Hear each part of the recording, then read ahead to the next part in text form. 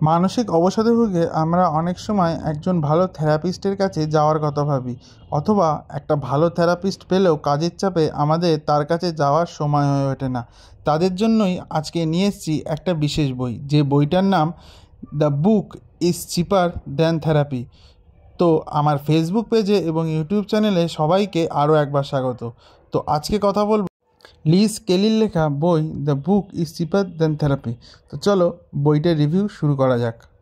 লেখিকার কথায়, একজন ভালো থেরাপিস্টের কাছে যেতে যেতে তোমার পকেটের সব টাকা শেষ হয়ে যেতে পারে, অথবা তুমি যে হেলথ ইন্স্যুরেন্সটা করেছো সেই ইন্স্যুরেন্স কোম্পানি তোমার খরচ নাও বা বহন করতে পারে। তাই এত কিছুর বদলে তুমি এই বইটা পড়ে দেখতেই পারো। লেখিকার অসাধারণ বুদ্ধি, নিখুঁতভাবে সময়োপযোগী এবং সমস্যার ব্যাখ্যা তোমাকে তোমার মানসিক স্বাস্থ্যের জটিলতা বুঝতে সাহায্য করবে। তাহলে এই বই থেকে সেরা কিছু উক্তি তোমাদের সামনে এবার তুলে ধরছি।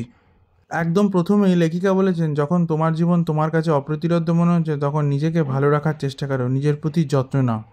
নিজের প্রতি যত্ন নেওয়া বলতে এখানে কিন্তু লেখিকা বিদেশে কোনো দামি জায়গায় ঘুরতে যাওয়া না, বা দামি রেস্টুরেন্টে বসে ডিনার বা লাঞ্চ করা না, অথবা দামি কোনো শপিং মলে গিয়ে লক্ষ লক্ষ টাকা শপিং করা না।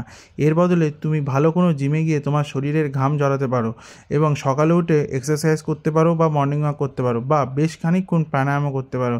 এতে তোমার মন যেমন ভালো থাকবে, তেমনি তোমার শরীরে সারাদিন একটা এনার্জি থাকবে, যা তোমাকে তোমার জীবনে সফলতার আরও কাছে নিয়ে যাবে।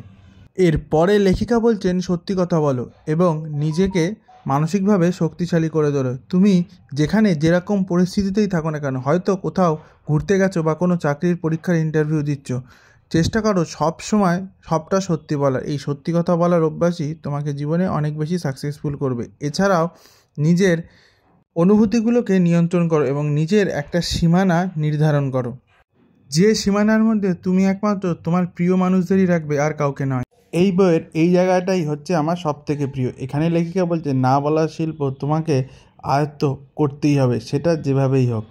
তোমাকে তোমার অফিসের বস এমন একটা টার্গেট দিয়ে দিল, যেটা হয়তো তুমি অ্যাচিভ করতে পারবে না ওই মাসে, কিন্তু শুধুমাত্র না বলতে পারার জন্য তুমি পরে গিয়ে আফসোস করছো।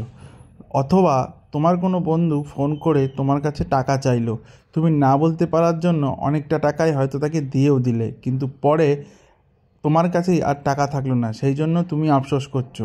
তাই না বলার শিল্প তোমাকে যেভাবে হোক আয়ত্ত করতেই হবে, আর জীবনে সামনের দিকে এগিয়ে যেতে হবে। তুমি তোমার জীবনে নানা ধরনের মানুষ পাবে, মনে রাখবে সবার সাথেই সুস্থ সম্পর্ক বজায় রাখার চেষ্টা তোমাকেই করতে হবে, কারণ কোন মানুষটাকে কখন কিভাবে কাজে লাগে তুমি বলতে পারো না। তাই সবার সাথে সুস্থ সম্পর্ক রেখে নিজের মনের মানুষটাকে ওখান থেকেই খুঁজে নাও। তুমি তোমার জীবনের ক্ষতিগুলো থেকে যে যন্ত্রণা পেয়েছো সেটার সাথে মোকাবিলা করো। হতে পারে তুমি মানসিক দিক থেকে কারোর কাছ থেকে আঘাত পেয়েছো, বা আর্থিক দিক থেকে ভীষণ ক্ষতিগ্রস্ত হয়েছো, সেটার সাথে মোকাবিলা করার চেষ্টা করো। Last but not the least, লেখিকা বলেছেন, একটা সুন্দর মিনিংফুল লাইফ তৈরি করো। অর্থাৎ নিজের একটা সুন্দর মিনিংফুল জীবন তৈরি করার দায়িত্ব তোমাকেই নিতে হবে। তাই সেই দায়িত্ব নিজের কাঁধে নিয়ে তোমাকে সাহস করে সামনের দিকে অগ্রসর হতে হবে।